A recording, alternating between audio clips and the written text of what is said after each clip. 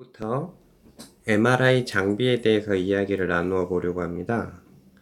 그동안 드라마나 책이나 병원에 있는 영상의학과에 있는 MRI 장비에 대한 단어나 이야기를 조금이나마 들어보셨을 겁니다.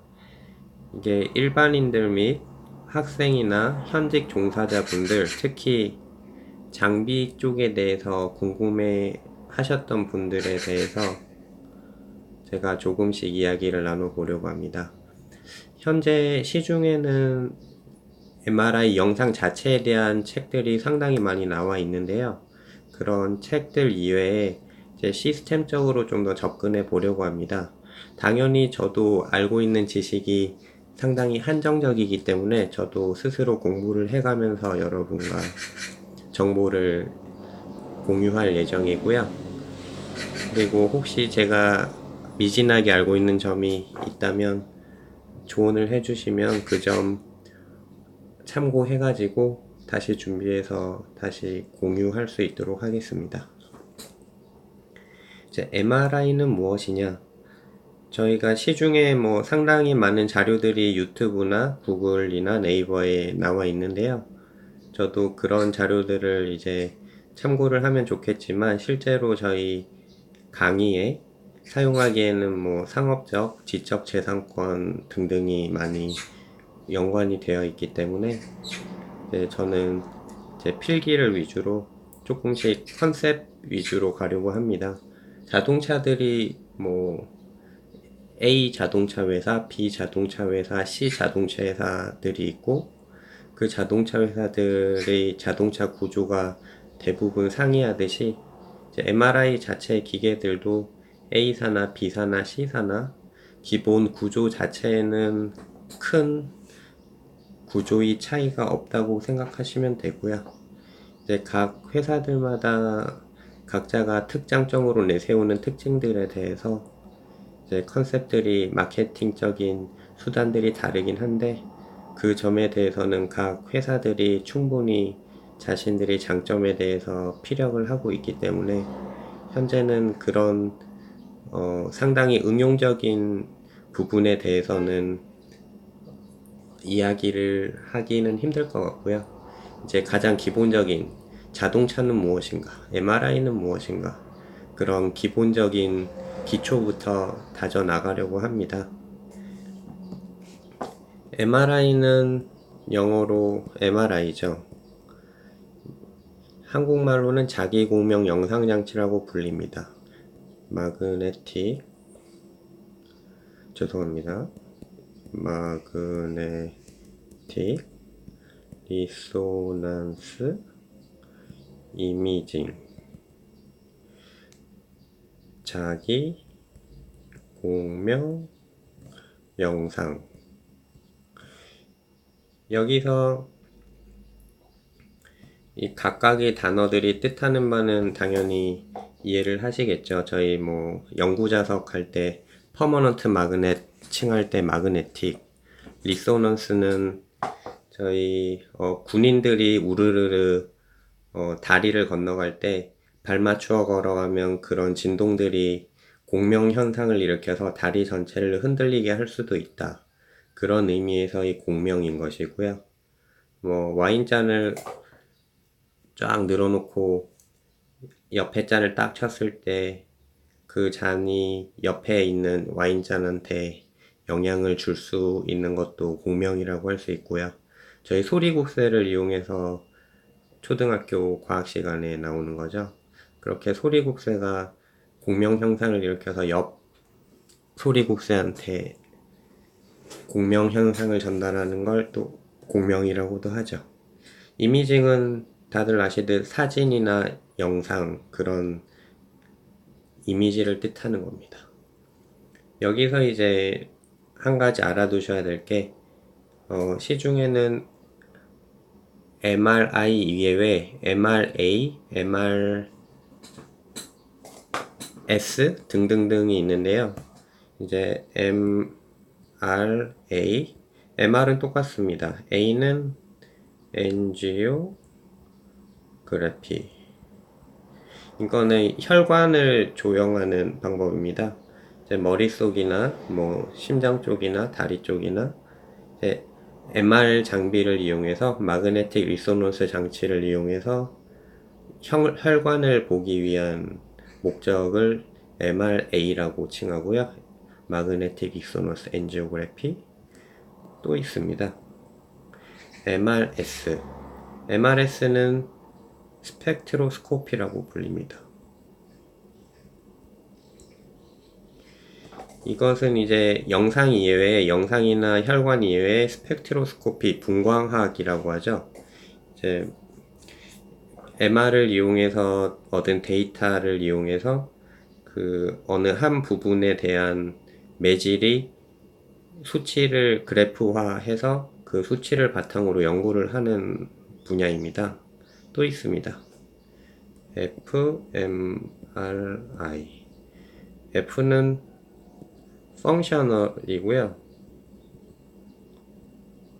펑셔널 MRI는 이제 사람의 머리를 MRI 장비로 찍을 때 예를 들어 바다 사진을 보여준다든지 굉장히 뜨거운 용광로 사진을 보여준다든지 그 사진을 봤을 때 사람의 뇌 속이 어떻게 변해가는가, 그 뇌가 움직이는 부분에 대해서 이 사진을 봤을 때 사람이 공포를 느꼈을 때 뇌가 이쪽 부분이 변화가 있어, 기쁨을 느꼈을 때 뇌가 저쪽 부분에 변화가 있어, 이런 것들 데이터를 취합함으로써 사람의 뇌가 어느 부분에 기능을 하게 되는지 그런 것들에 대해서 연구를 하는 학문이 펑셔널 MRI입니다.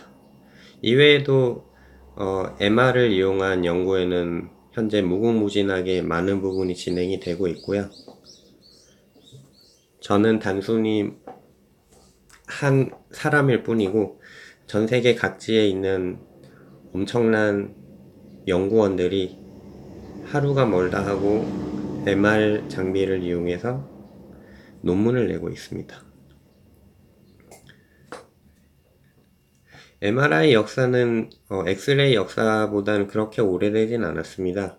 뭐 조금만 인터넷에 찾아보셔도 되겠지만 뭐 1960년대, 70년대 뭐 실질적으로 상용화된 건 80년대, 이제 90년대를 지나면서 2000년대, 현재에 이르러서 상당히 완성도가 높은 MRI 장비들이 출시가 되고 있고요. 이제 특히나 한국에서는 이제 정부에서 MRI 촬영 시 다양한 뭐 다른 나라에 비해 많은 혜택을 제공을 하고 있는 편입니다. 그래서 한국 의료보험이 전 세계에서 좋은 편인데 MR 쪽에서는 특히 더 좋다고 보시면 될 것 같습니다. 그래서 이 MRI에서 마그네틱을 써서 공명을 일으켜서 영상을 얻는다. 이 세 글자의 약어에 대해서 설명을 하자면 아마 아라비안 나이트 같이 오늘 밤을 새워도 끝이 없을 겁니다. 그리고 그 한 분야에 대해서 논문들도 수만 가지들이 있고요. 저희 목적은 MRI라는 것에 대해서 전체적으로 얼마나 쉽게 이해를 하느냐가 제 1차 목적이기 때문에 저는 그 목적을 바탕으로 진행을 해보려고 합니다. 물론 그 목적으로 가는 길에 있어서 이제 좀 더 세밀하게 길을 갈 수도 있고 두루뭉실하게 갈 수도 있습니다. 세밀하게 간다는 뜻은 제가 그 부분에 대해서 조금 더 잘 알고 있다는 것이 반증일 수가 있겠고요. 두루뭉실하게 간다 그러면 저조차도 이제 이해를 다 못하거나 이제 이해를 하기에는 너무 방대하거나 이제 청취자 여러분께서 굳이 제 생각엔 전체적인 이해를 하기에는 이 부분은 스킵을 해도 된다거나 하는 부분에 대해서는 제가 임의적으로 판단을 하여 진행을 할 생각입니다. MRI를 찍는 걸 TV에서 보셨다면은 이제 충분히 아실 수 있듯이 병원에 MRI실에 가면 이렇게 환자 테이블이 있고 이렇게 원통형이 있습니다. 이 원통형에 환자가 누워가지고 이렇게 들어가게 됩니다. 그래서 이런 모든 과정들에 있어서 각 컴포넌트 테이블이 있겠고요. 이거는 마그넷이라고 합니다. 환자가 마그넷에 들어가게 되면 전자레인지 같이 RF 파워를 이용해서 사람 몸에 맞는 자기 공명 주파수에 맞춰서 1.5T는 63에서 64메가 되고요. 3.0T는 123에서 4메가 됩니다. 물론 이런 것들이 아주 생뚱맞죠. 지금 뭐 처음부터 하는데 갑자기 막 주파수가 나오고 테슬라가 나오고, 테슬라는 전기자동차 메이커인데 점점점점, 이런 점들에 대해서 오늘의 목표는 전체를 간단하게 묘사를 하고 다음 강의부터는 이 컴포넌트 하나하나에 대해서 조금씩 심도 깊게 접근을 하려고 합니다. 그래서 이렇게 테이블이 있고 환자가 눕게 됩니다. 물론 이제 방사선사 선생님께서 안내를 해주시겠죠. 환자가 들어가게 되면 이렇게 마그넷에 환자가 들어가게 되고, 마그넷을 쓰는 이유는 저희 인간의 몸에는 수분이 굉장히 많죠. 70%가 수분입니다. H2O. 그리고 인간의 몸에 수분 외에 지방 조직도 있을 것이고, 지방 조직은 CH 계열입니다. 여기도 H가 있죠. 결국 저희가 보고자 하는 건 이 H, 하이드로젠 양자의 차이를 보기 위해서 MRI라는 거대한 자석을 사용하게 되는 거고요. 이 수소 양자를 정렬시키고 신호를 검출하기 위해서는 강력한 자석이 필요합니다. 자석에는 세 가지 종류가 있겠죠. 영구 자석과 전자석과 그리고 초전도 자석. 퍼머넌트 마그넷이라고 하고, 일렉트로 레지스티브 마그넷이라고 하고, 슈퍼컨덕팅 마그넷이라고 합니다. 저희가 자석을 이용한 것들에는 뭐 단순히 뭐 아이패드 커버 같이 그런 타블렛에 쓰이는 연구 자석도 있을 것이고, 저희 자기부상 열차 같이 인천공항에 있죠? 상하이의 푸동공항에도 있습니다. 자기부상 열차를 움직이게 하는 전자석도 있을 것이고, 저희 병원에서 쓰는 MRI 장비나 스위스 제네바에 있는 세른 연구소에 있는 입자가속기에 또 초전도 자석을 이용한 마그넷이 쓰입니다. 이제 뭐 영구 자석이든 전자석이든 그리고 초전도 자석이든 자석이란 명제는 같고요. 이제 지구의 자기장에 대해서 간략히 설명드리면, 대부분의 지구 전 지역에서의 자기장은 1가우스라고 가정을 합니다.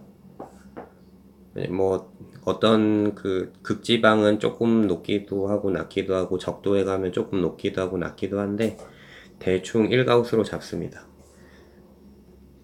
그리고 저희가 병원에서 쓰는 1.5 테슬라 영구 자석인 0.35 테슬라, 0.5 테슬라, 3.0 테슬라 MRI는 3.0 테슬라의 경우에는 지구의 3만 배입니다.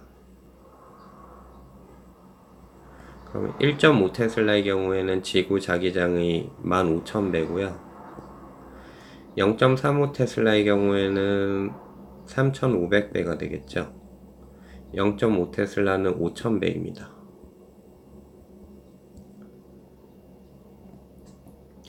이렇게 강력한 자석을 쓰는 이유가 뭘까요?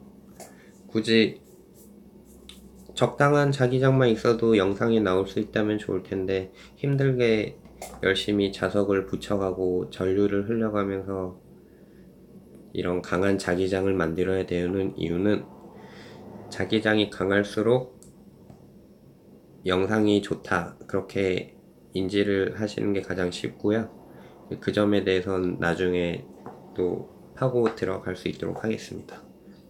그래서 이런 강한 자기장을 쓰게 되면 이렇게 원통에 인간의 몸이 들어가면 인간의 몸에 있는 수소 양자가 이제 예를 들어 위아래가 N극과 S극이라고 칭하면 이렇게 위아래로 정렬을 하게 됩니다. 이렇게 원통형에 인간이 이렇게 들어가 있고 도식도를 N극과 S극, 뭐 아니면 S와 N극으로도 말할 수 있겠죠. 그때 자기장에 들어가면 인간이 몸에 있는 수소 양자가 위로든지 아래로든지 정렬을 하게 됩니다. 이렇게 이제 이 위아래로 정렬을 했을 때 합성 벡터가 이제 서로 사라지겠죠. 이렇게 하나씩. 오, 너무 다 사라졌네. 어쨌든 하나 더 있다고 칩시다. 그럼 결국에는 위로 향하는 애 하나가 남게 됩니다.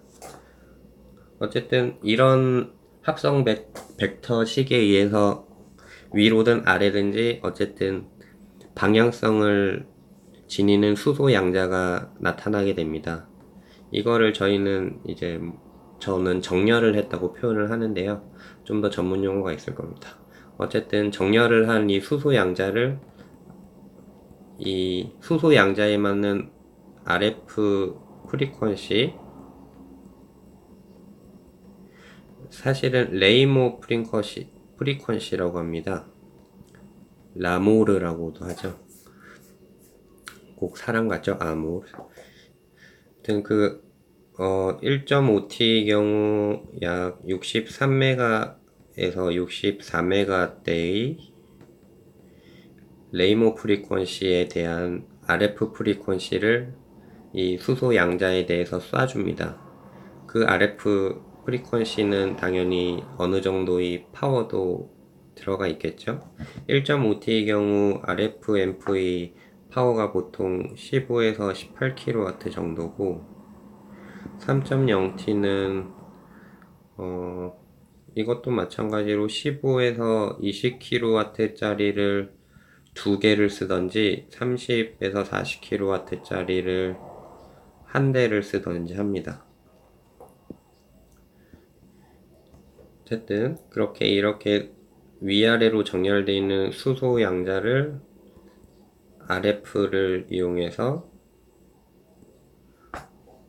RF를 인가하게 되면은 이제 90도로, 보통 90도라고 칭합니다. RF를 뭐 반텀만 주면 45도로도 뉘어질 수 있고요. 이거는 스캔하는 테크닉에 따라서, 원하고자 하는 영상에 따라서 테크닉을 위한 파라미터들이 달라집니다. 그러나 보통 컨셉추얼하게 쉽게 90도로 칭합니다. 물론 100도를 줄 수도 있죠. 100도를 주면 이렇게 되겠죠. 이게 100도면 이쪽에서 바라보는 이 각도는 80도입니다. 그래서 굳이 100도의 파워를 줄 바에 80도만 뉘울 수 있는 파워를 주는 게 나을 수도 있는 거죠. 굳이 RF 앰프를 힘들게 괴롭힐 필요 없으니까요. 전기세도 더 들고. 그래서 어쨌든 이렇게 90도로 뉘어지게 되면, 뉘어진다고 한국말로 표현을 하기도 하고, 이제 90도 플립 앵글을 줘서 플립을 시켰다라고 표현을 합니다. 190도로 플립을 주면 이제 RF를 끕니다. 수고했어. 이제 너는 쉬어도 돼. 왜냐면 목적을 달성했으니까요. 이렇게 RF를 끄게 되면은 다시 N극과 S극의 방향성에 따라서 뭐 아래로도 회복할 수 있겠고 위로도 회복할 수 있겠습니다. 어느 쪽으로 갈지는 그 점에 대해서는 저도 확실히는 모르겠고요. 어쨌든 다시 위나 아래로 돌아가게 되는데, 이때 회복하는 이 수소 양자 시그널에 대한 것을 검출하는 게 첫 번째 목표입니다. 그래서 이 서서히 회복하는 수소 양자의 신호는 굉장히 미세하기 때문에 최대한 안테나를 몸에 가까이 붙이고 찍어야 됩니다. 그래야 몸에서 미세하게 회복되는 수소 양자의 정기적 신호를 안테나로 받아들일 수 있게 되고,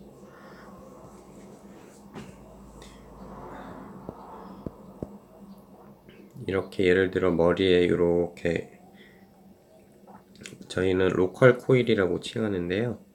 로컬은 이제 여기 몸에 최대한 가까우니까 로컬이다, 로컬라이징 뭐 그런 뜻으로 쓰입니다. 그래서 머리에서 회복되는, 머리를 찍는다고 가정했을 때 머리에서 회복되는 신호를 최대한 그 코일 안테나를 가깝게 된 다음에 이거를 검출해서 아날로그 디지털 컨버팅을 통해서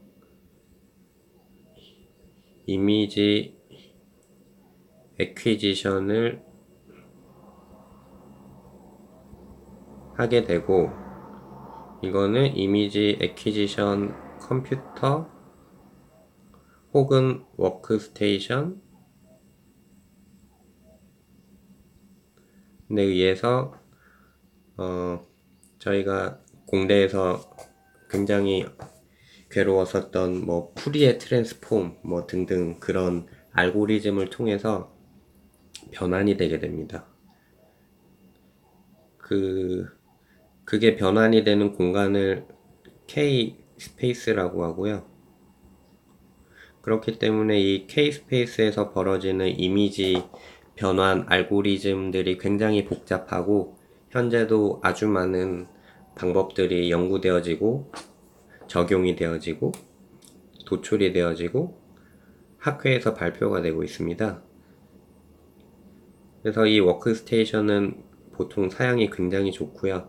최대한 뭐 레이드를 쓰든 뭐 다른 어떤 방법을 써서든 최대한 효율적으로 빨리 우리가 원하고자 하는 영상을 연산하기 위해 알고리즘이 짜여 있습니다.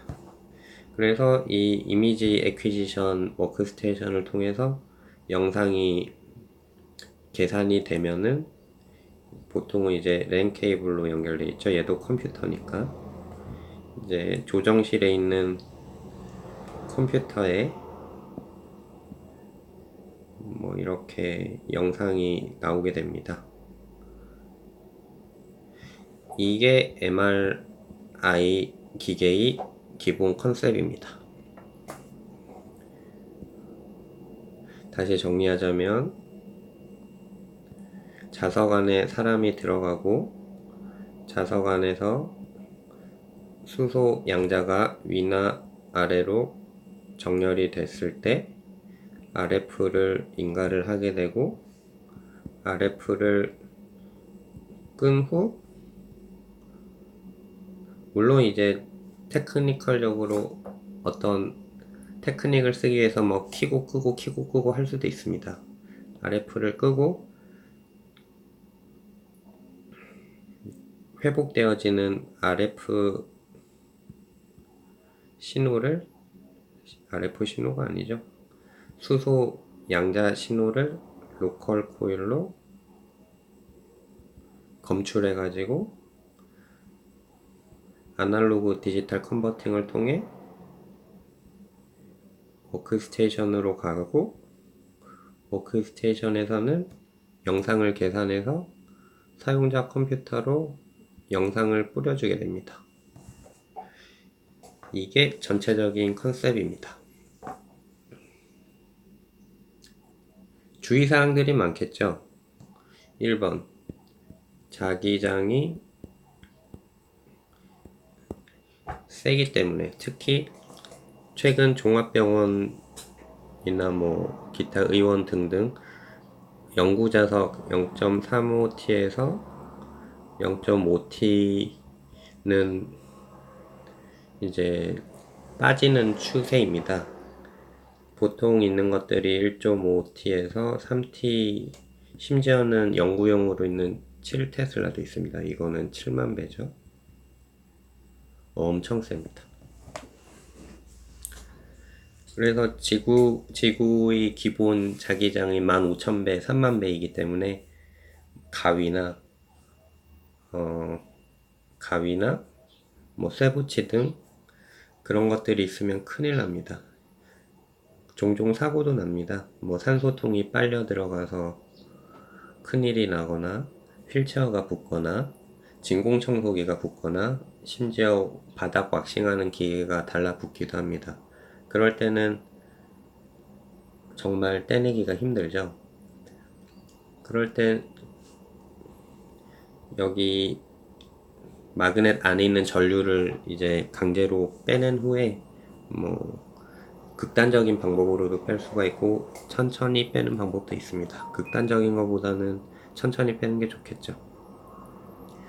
그렇게 자장을 내린다고 표현을 하는데, 그렇게 자장을 내려서 저희가 리스크를 해소를 합니다. 그래서 자기장은 눈에 보이지 않는 것이기 때문에 방사선 같이, 방사선이죠.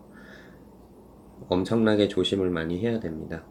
언제나 매일 접하는 사람들은 충분히 그 위력에 대해서 알고 있기 때문에 걱정을 안 하지만, 이제 처음 접하시는 분들이나 오래되지 않으신 분들은 사람이란 게 가끔가다 깜빡할 수 있습니다. 그 깜빡이 사고를 불러일으키기 때문에 엄청 조심해야 됩니다. 그래서 MRI실에 들어갈 때는 온몸을 이제 검색을 하는 게 원칙이고요. 금속 탐지기를 쓰기도 하고 그럽니다. 사고가 나는 것보다는 조금 더 귀찮은 게 나으니까요.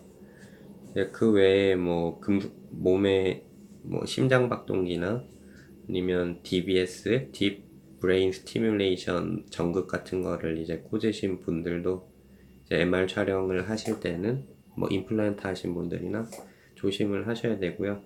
그런 점들은 다 해당 업체들과 이제 병원에서 안내를 잘 해주십니다. 어쨌든 명제는 MRI 자기장이 엄청나게 세기 때문에 그 점에 대해서 주의를 하셔야 된다. 그게 첫 번째고요. 두 번째는 이제 RF를 사용하는 장비다 보니까 많은 전기를 필요로 하고 정기적인 것들도 많이 조심을 해야 됩니다. 습도가 낮거나 습도가 높거나 너무 춥거나 너무 덥거나 그런 온도와 습도에 대해서도 민감한 장비고요. 외부 노이즈에도 취약합니다. 제가 1.5T 경우엔 63메가대, 3T는 123MHz 대역이라 말씀드렸죠. 저희 뭐 LT 같은 경우는 예전에 뭐 3G나 등등등 가끔 이제 나라에서 주파수 입찰하는 걸 보셨을 겁니다. 뭐 A사나 B사나 C사가 예를 들어 800메가대를 입찰을 받고 1200메가대를 받고 1400메가대를 입찰을 받았다고 가정을 합시다. 뭐 D사는 뭐 800메가대를 받았을 수도 있습니다. 뭐 어쨌든 이렇게는 이제 기지 공유가 가능할 것이고, 물론 이제 정책적으로 막아줄 수도 있겠죠. 이제 이 B와 C사는 서로 통하기가 힘듭니다. 왜냐면 주파수 대역이 다르니까. 그래서 저희는 MRI실에서 63이나 123메가대 헤르츠 대역의 저희 레이모 프리퀀시에 따른 수소 양자의 신호를 검출을 하게 되는데, MRI실의 문을 열게 되면 저희 공기 중에 떠다니는 이 수많은 RF 신호들이 저희의 로컬 코일로 들어가서 같이 검출이 되게 됩니다. 그걸 이제 저희는 노이즈 아티팩트라고 하고요. 왜냐하면 우리가 원치 않는 이미지가 보여지는 거니까. 이런 걸 막기 위해서 실드 공사를 합니다. 그래서 실드 문을 닫게 되면 MRI실에서는 이 대역에 대한 전파가 왔다 갔다 할 수가 없게 됩니다. 그래서 상대적으로 MRI 설치 공사는 CT나 엑스레이나 PET 등보다 좀 더 오래 걸리는 게 맞고요. 왜냐하면 이런 RF 공사 끝나고 난 후에 인테리어 공사 후에 장비가 들어오고 이제 자기장을 올리고 내리는 과정에 의한 자장 작업, 캘리브레이션 작업 등이 수반되기 때문에 보통 한 달, 두 달, 뭐 넉넉 잡아 세 달까지 이제 병원의 공사 일정에 따라 나뉘기도 합니다. 어쨌든 오늘은 이제 너무 멀리 나가지 않았고요. 이제 전체적인 흐름을 보기 위한 MRI 장비에 대해서 컨셉을 말씀드렸습니다. 이제 다음 시간부터는 그 각각의 토픽에 대해서 뭐 처음에 환자가 올라가면 테이블 안에는 모터가 있고 모터는 몇 킬로까지 지탱할 수 있을 것이며 테이블이 어느 선까지 올라가야 되는지 어느 선까지 내려가야 되는지 수직 이동을 하고 나서는 이제 수평 이동을 해야 되는데 수평 이동을 왜 하는지 수평 이동을 해서 마그넷 안으로 들어가면은 일정 위치를 하게 되는데 왜 그 위치에 꼭 가야 되는지 그런 모든 조건들에 대해서 하나씩 최대한 풀어서 최대한 질리지 않게 말씀을 드려보려고 합니다. 어쨌든 오늘 귀한 시간 내주셔가지고 들어주셔서 감사하고요. 다음에 또 뵙겠습니다. 감사합니다.